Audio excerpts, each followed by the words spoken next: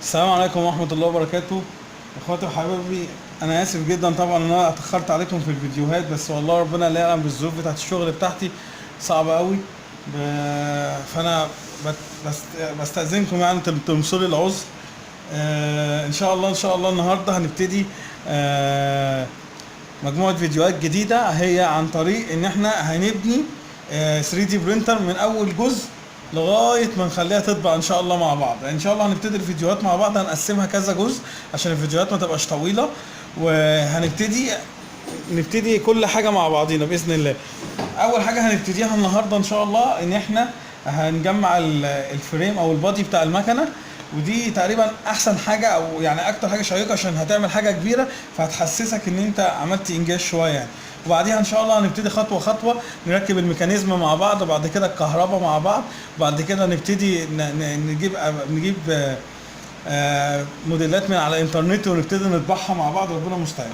هنا ده الفريم اللي احنا بنقطعه او اللي احنا بنبيعه، تمام. ده جزء منه هو لسه متقطع طبعا، فعشان كده مطلع هباب وكده عشان هو لسه متقطع من على المكنه لسه طالع. ف اول حاجه هنبتدي نعملها ان احنا عشان نعرف نشتغل هنرتب الاجزاء، فاحنا هنرتب الاجزاء الصغيره عشان هي طبعا زي ما انتم شايفين كده كتير. فاحنا اول حاجه هنعملها هنشيل الحاجات الاجزاء الكبيره دي نركنها على جنب، ونبتدي نجمع الاجزاء الصغيره ديت نجمعها مع بعضها. معظم الاجزاء في منها قطعتين، يعني مثلا دي قطعتين اهم هنحطهم على بعض، وبعد كده ديت مثلا قطعتين هنحطهم مع بعض تاني كده جنبها، ودي قطعتين هنركنهم هنا مع بعض نوسع كده. الاجزاء الكبيره دي بتاعت الواي والاكس، فاحنا كل الاجزاء الكبيره دي هنعينها الاول كده مع بعض لغايه ما نبني الجسم الاول، وبعد كده نبتدي بقى نشرحها، تمام. بعد كده ديت هنا برضو دول اتنين زي بعض هم، دول بتوع المواتير هنحطهم هنا كده. بعد كده اي حاجه فيها صاموله كده دي معناها ديت ان هي واي واكس، ودي بتاعت الموتور التاني خليها هنا، ودول الجزئين التاني هنحطهم جنب بعض هنا. دول الجزئين اللي هم بيقفلوا على اللينير جايد عشان خاطر ما يطلعش من الفريم، ودول 4 اجزاء اللي بيقعد عليهم البيرنج اللي بيقعد عليهم البلج هنخليهم هنا جنب بعض، ودول 4 حتت اللي هم بيقفلوا على اللينير جايد بيعملوا عليهم بيحبسوا اللينير جايد عشان ما يتحركش. طبعا هنسيبهم هنا هنجيلهم. دول بتوع الشداد بتوع السير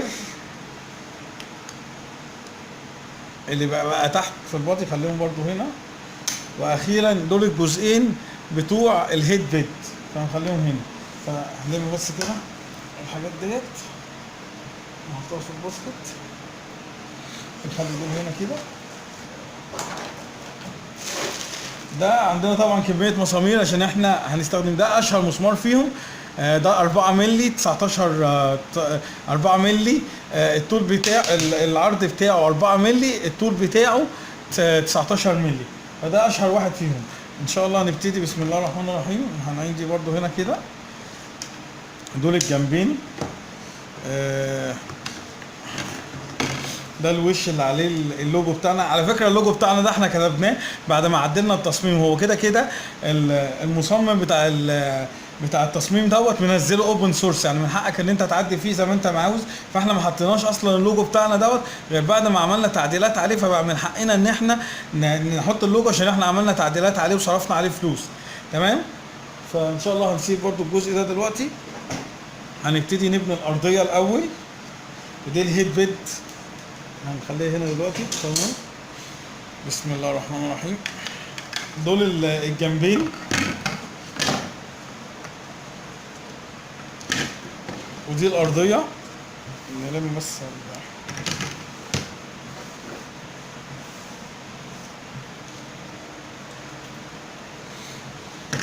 هنجيب كده الارضيه ونتوكل على الله.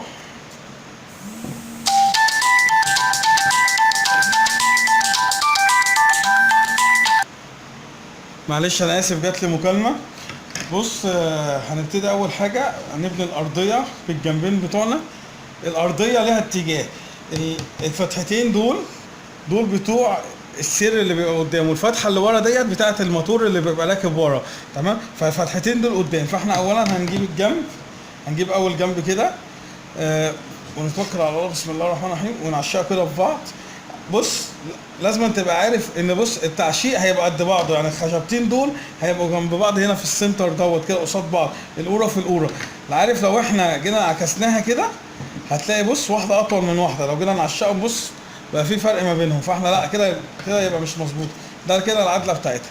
فاحنا اهو هنعشق كده اول حاجه، تمام كده. نجيب اول مسمار، ممكن مبدئيا بس نربط ايه مسمارين ثلاثه الاول كده، نثبت البادي مع بعض، وبعد كده نبتدي نكمل بقيه مساميرنا.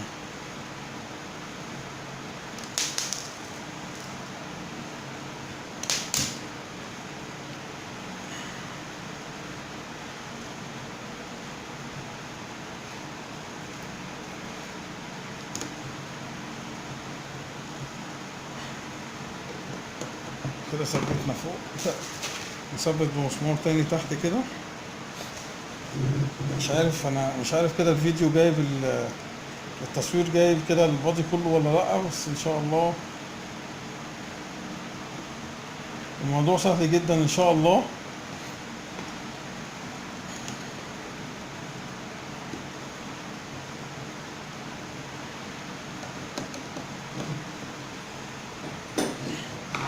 كده ادي كده ركبنا اول جنب، بعد كده هنجيب تاني جنب بنفس الطريقة. بسم الله الرحمن الرحيم. هو ما شاء الله التعشيق اصلا مظبوط جدا، فمش محتاج اصلا اي مجهود. برضه هنثبت هنا برضه كده.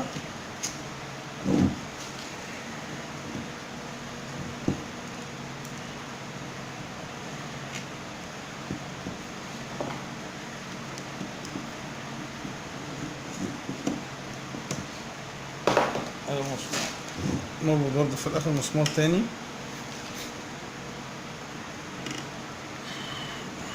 على فكرة الموضوع ما شاء الله شيق جدا، يعني ان انت هتبتدي مكنة، هتبتدي تصنع مكنة من الصفر لغاية ما ان شاء الله تشوفها شغالة بتطلع انتاج ده. فانا شايفه ممتع جدا، انا والله العظيم استمتعت بيه، واتمنى طبعا ان كل الناس تستمتع زي ما انا كنت مستمتع وانا بصنع المكنة. هنا هنبتدي نركب القطعة اللي قدام. لاحظ بقى ان القطعة اللي قدام هنا فيها فتحتين نفس الفتحتين اللي موجودين هنا، احنا عشان نركبها هنركبها كده تمام. بس هنا بقى في قطعتين اللي هم بتوع السير اللي هم دول، تمام، اتنين شبه بعض هم دول. هيركبوا هنا قدام، هيركبوا كده. بسم الله الرحمن الرحيم.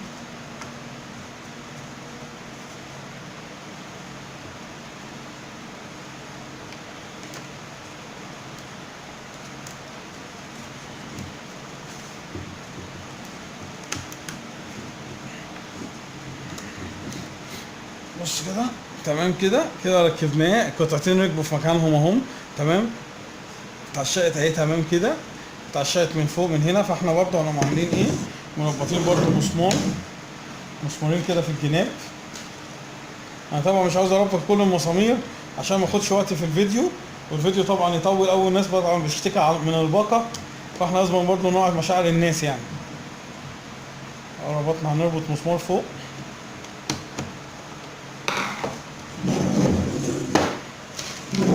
ونلفها كده، ونربط مسمار تحت. طبعا انا اسف ان ساعات ايديا هتبقى بتداري على البتاع، بس هو مسألة سهلة يعني. احنا بنربط مسمار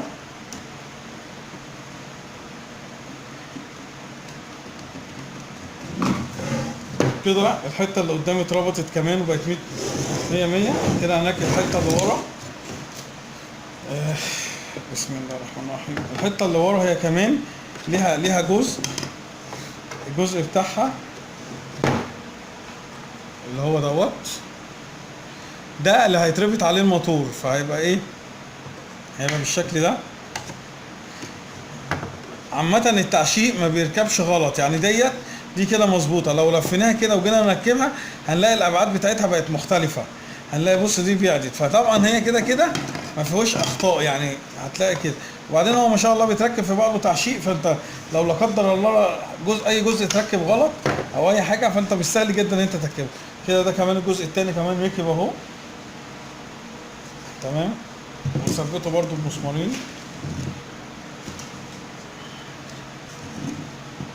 انا عاوز بقدر الامكان ابعد دايما قدام الكاميرا عشان انتوا تشوفوا.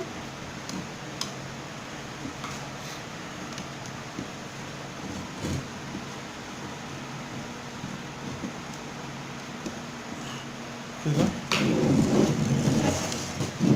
والناحية التانية كمان مسمار.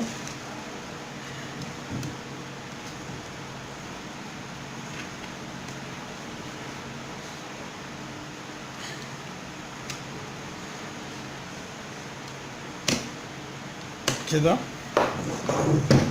كده احنا بنينا الارضيه والجنبين، وهنبتدي نبني الجزء التاني بتاع الفرام اللي في الوش. فاحنا هننزل دي كده تحت دلوقتي، وهنجيب الجزء بتاع الواجهه. تمام، هنجيب الجزئين اللي هما بتوع المواتير. تمام كده، واحد كده واحد كده. تمام، في بقى في الجزئين بتوعه اهم، دول اللي هما بيسندوه. بص الجزء ده بيركب في الناحيه اللي فيها شطفه. تمام كده، هيركب كده. هنركب له مسمار، بس دوت مش هنربط المسمار بتاعه جامد، بس نخلي المسمار كده على الهواء. هقول لك ليه دلوقتي. النقطه دي بالذات مفيش فيديوهات اجنبيه انا شفتها شارحه الحته دي بالذات. الحته دي مهمه جدا، الحته دي اللي هي تعشيق تعشيق الجزء بتاع الموتور دوت في البادي، في الجسم بتاع المكنه. انا ما شفتش فيديوهات على ده خالص، انا اجتهدت لغايه ما ربنا كرمني وقدرت اوصل له. بس انا طبعا عمري ما اقدر اخبي عليكم حاجه، لان طبعا اللي بيكتم العلم دوت مش عارف عقابه ايه عند ربنا. بس انا ما بتمناش اعمل حاجه زي كده. فانا دلوقتي ركبت كده. بعد ما ركبت الجزئين هقوم جاي هنا مثبتهم هنا. هركب هنا الجزء الاولاني كده، وهربط برضو بمسمار، بس هربطه برضو خفيف. كل الفيديوهات اللي انا شفتها اللي هي بتاعت روسيا اللي فيها الشروحات ما شرحوش الجزء دوت، بيجي يقف عنده ويقوم سايب الجزء دوت ومعديه، مش عارف ليه. بس هو فعلا من الاجزاء الصعبه جدا. اوف، في حاجه وقعت هنلمها دلوقتي.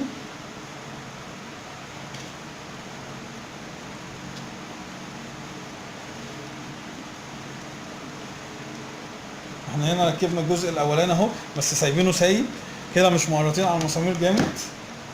ونركب الجزء التاني هو كمان كده برضه بمسمار.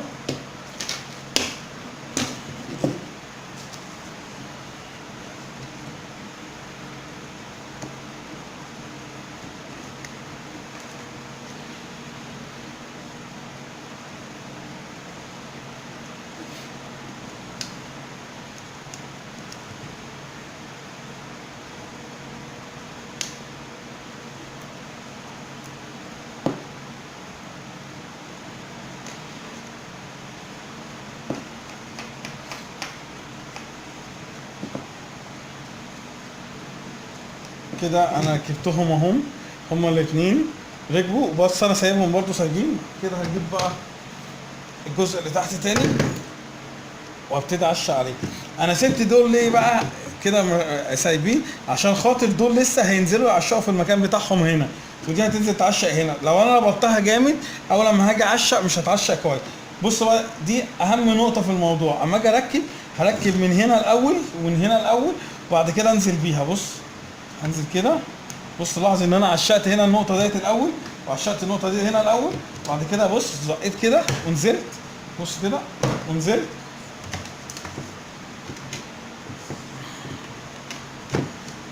بص كده ربنا كرم واتعشقت. دي احسن طريقه انا وصلت لها. انا اول فريم ركبته قعدت في النقطه ديت مده كبيره جدا، ودورت على فيديوهات كتير قوي، بس للاسف محدش لقيته شارح النقطه ديت. النقطه دي نقطه مهمه جدا وصعبه جدا، فاتمنى ان ربنا يكرمنا واكون وصلتها لكم بطريقه كويسه وبطريقه سهله ان انتوا تعرفوا تركبها. فربنا المستعان. هنبتدي بقى نركب مساميرنا. هنركب برضو مسمار ومسمار، بعد كده نكمل براحتنا. بس انتوا عشان بس تشوفوا ان الفريم اتقفل ازاي.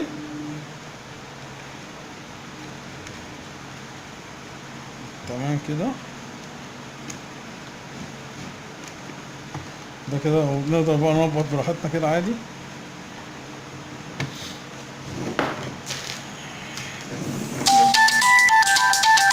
معلش انا اسف، معلش انا اسف، جات لي مكالمه وجيت ارد عليها ففصلت الفيديو. هنرجع نكمل. هنركب برضو هنا مسمار كمان كده.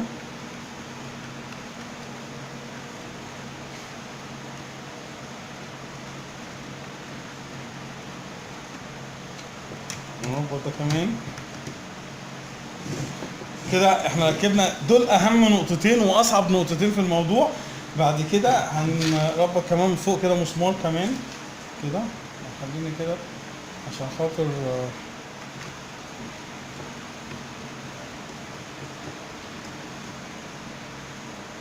كده، ومسمار كمان الناحية التانية.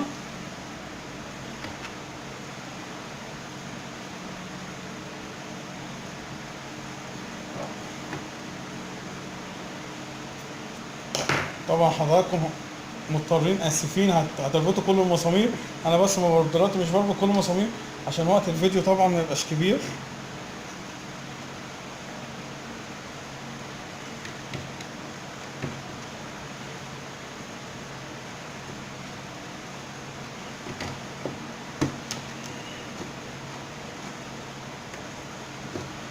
تمام كده. كده انا ربطت الفريم، ربطت الارضيه، ربطت الاجناب بتاعته كده. هيتبقى عندنا هنا الجزئين دول. الجزئين دول اللي هم هيمسك الفريم من فوق من هنا، وفي نفس الوقت هيتركب فيه هيتركب فيه الجايد بتاع المواتير من هنا اللي هتطلع بتاعت المحور. احنا هنركبها كده، هنركبها كده.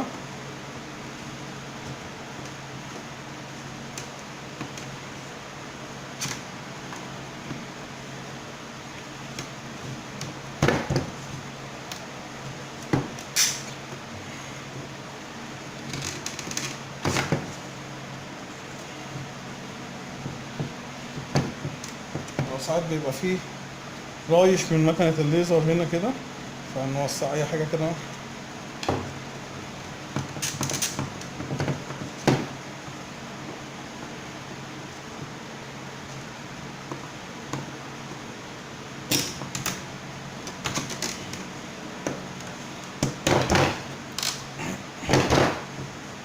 الحمد لله ركبت اهي تمام.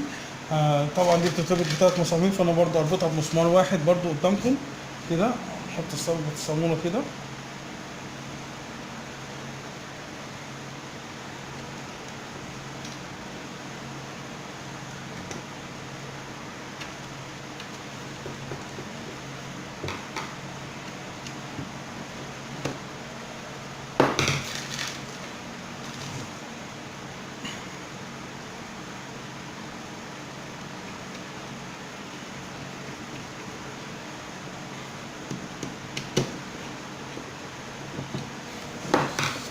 كده تمام.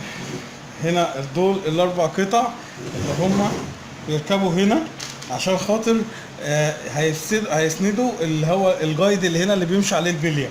دول اربع قطع عشان هنا اتنين قدام واتنين ورا، فاحنا برضو هنركبهم كده اهو. تمام. هنركبها بس بمسمارين كده عشان قدامكم، عشان اوريكم بس هيبقى شكلها عامل ازاي. تمام كده.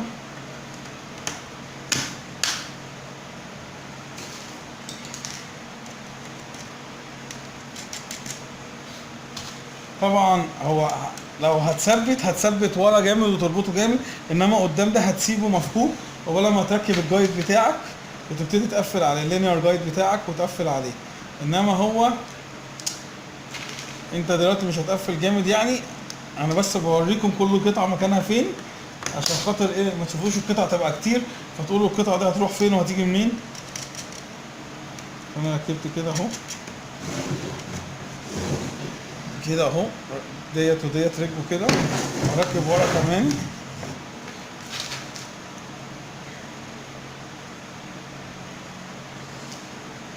طبعا لو متضايق ان الفريم لونه يعني متهبب كده او مسود الكلام دوت، ممكن بسهوله جدا بعد ما تركب الكلام، بعد ما تقفل البادي كله، قبل ما تركب اي ميكانيزم او اي حاجه، تجيب سبراي رش ونرشه. واحنا هنحاول نرش ده مع بعض. هجيب، بس هم قالوا ان في حاجه اسمها سيلر بيترش الاول او بيدهن الاول على الخشب قبل ما ندهنه سبراي. فانا مفيش مشكله، هروح عند المونه ادور على السيلر ده بيتباع فين ولا بيتجاب منين، وهجيبه، وان شاء الله هنرش الفريم ده مع بعض عشان تبقى ايه بمزاجك، تقدر ترش اي قطعه انت نفسك فيها او باللون اللي انت يريحك. كده انا ركبت دول كمان اهو.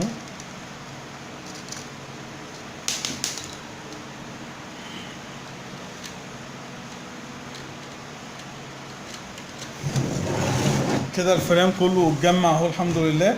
فاضل بقى عندي الحتتين دول بيبقوا فوق هنا، فايدتهم ان هم بيقفلوا على الجايد اللي واقف هنا، اللي بيبقى من تحت مزنوق في الموتور ومن فوق مزنوق في الريشه ديت عشان ما يطلعش، والمحور زد طالع ما ياخدش الجايد ويطلع بيه. فدول بس مجرد ان هم هيبقوا زانقين الجايد كده. فاحنا هنعمل ايه؟ هنربطها كده. انا بس بوريكم كل جزء صغير بيركب فين عشان ايه تبقى عارف ان الاجزاء دي بتركب فين، عشان طبعا اجزاء كتير زي ما احنا شايفين.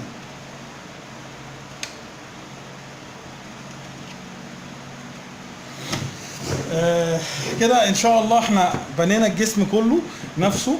مش عاوز اطول في الفيديو ده كتير، ان شاء الله الفيديو التاني هيبقى تجميع بقيه الاجزاء الخشب. بس انا عاوز اوقف لغايه هنا الفيديو دوت عشان برضو انتم ما تملوش وما تشوفوش ان الفيديو بقى طويل قوي. زي ما انتم شايفين كده الفريم ركب، ده الجنب بتاعه، ده من قدام، ده الجنب التاني، ده من الظهر، المكان بتاع الموتور اللي جوه، المكان بتاع السير اللي هيتشد عليه السير. انا هوقف لغايه كده، وان شاء الله هعمل لكم فيديو تاني هعمل لكم فيه المحور بتاع الواي والاكس والزد. هجمع لكم الجزئين بتوع الزد وهوريهم لكم في فيديو تاني عشان يبقى فيديو منفصل. لو شايف ان احنا عملنا لك حاجه كويسه في الفيديو ده، يا ريت ما تنساناش بالدعاء بتاعك، وبعدين تعمل لنا شير وتشترك معانا في القناه وتشترك معانا في صفحتنا الورشه اونلاين. احنا كل هدفنا ان كل الناس تشتغل وتنتج بدل ما تشتري بفلوس كتير قوي. البرينتر ديت لو شفتها سعرها هتلاقيها معدي جامد جدا. احنا بفضل الله هنجمعها مع بعض، مش هنوصل ل 3000 جنيه، او بالاخص مش هنوصل ل 3000 ونص لو جبنا ماتيريال عاليه جدا وجبنا خامات كويسه قوي وجبنا كل حاجه. لو جيت تفكر تشتريها هتلاقي ارقام فلكيه بتتقال فيها 5 و6000 جنيه. احنا هنوفر كتير غير كده، ان الحاجه اللي بتتعمل بايدك اكيد بيبقى لها طعم تاني. اشوفكم على خير ان شاء الله في الفيديو الجاي، هيبقى هو الجزء الثاني ان هنجمع الواي والاكس وهنجمع الاجزاء بتاعت الزد، وهنبتدي نشوف الشاشه هنتجمع ازاي، وبعد كده هنركب الميكانيزم مع بعض، وخطوه خطوه هنكمل الحلم بتاعنا. دي البرينتر بتاعتنا، وان شاء الله هنفضل مع بعض لغايه ما نشوفها وهي بتطبع مع بعض. اشوفكم على خير، ما تحرموناش من الدعاء بتاعكم. السلام عليكم.